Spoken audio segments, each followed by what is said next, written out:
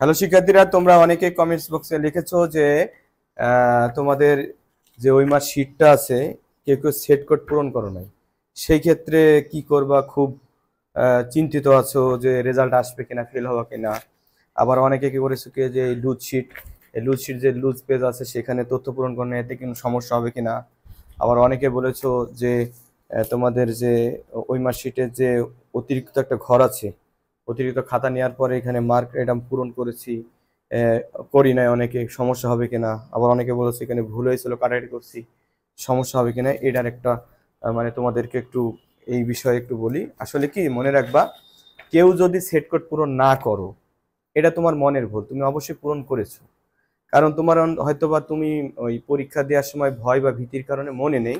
কারণ কি, যদি এই সেট কোড পূরণ না করো, যে শিক্ষক দায়িত্বরত থাকে, তোমাদের যে ক্লাসের যে গার্ডে আছে যে টিচার, তার দায়িত্ব হলো, আমরা ট্রেনিং থেকে যেটা পেয়েছি, কারণ আমিও গার্ড দিই পরীক্ষার, সেখানে এই সেট কোড পূরণ করছে কিনা এটা টিচারের দেখার দায়িত্ব। কোনো ক্রমে যদি তুমি সেট কোড পূরণ না করো, আর এই খাতাটা শিক্ষক যখন যখনই তোমার খাতাগুলো জমা নেয়, নেওয়ার পর খাতা চেক করে যে সব সেট কোড দিয়েছে কিনা।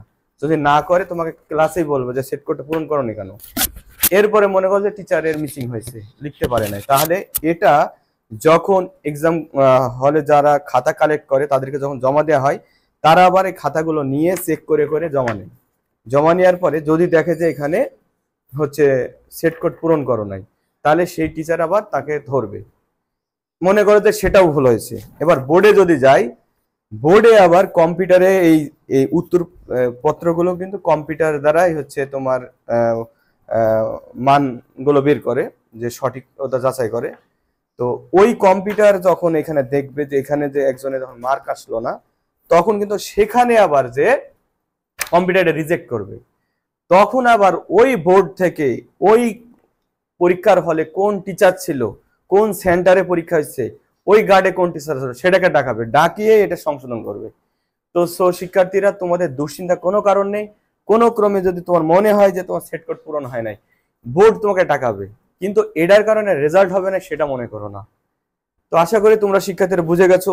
আর রেজি যদি ভুল হয়ে যায়, রোল যদি ভুল হয়ে যায়, ভুলের কারণে রেজাল্ট হবে না এই কথাটা একেবারে ভেবো না। কারণ যদি কারোর রোল ঠিক থাকে, রেজি ভুল হয়, মার্ক আসবে, রেজাল্ট আসবে। আবার যদি তোমার মনে করো যে অনেক সময় কি রেজি ভুল হয়ে গেছে, রোল ঠিক আছে, তাও রেজাল্ট আসবে। কোনোটা ভুল হলে এই দায়ভার সম্পূর্ণ ওই ক্লাসে যে টিচার দায়িত্বরত আছে তার। এটা নিয়ে তোমার কোনো দুশ্চিন্তা করার কারণ নেই। আশা করি যে এটা নিয়ে হতাশ হবে না, আর এটা তুমি ক্লিয়ার হয়েছো। আর তুমি সামনে পরীক্ষাগুলো ভালো দাও, আশা করি ভালো রেজাল্ট হবে। আশা করি সবাই বুঝতে পেরেছো। এই ভিডিওটা তোমরা শেয়ার করো, কারণ অনেকেই এরকম সমস্যায় পড়েছে, তাদেরও উপকার হবে। সবাইকে ধন্যবাদ, সবাই ভালো থাকবো।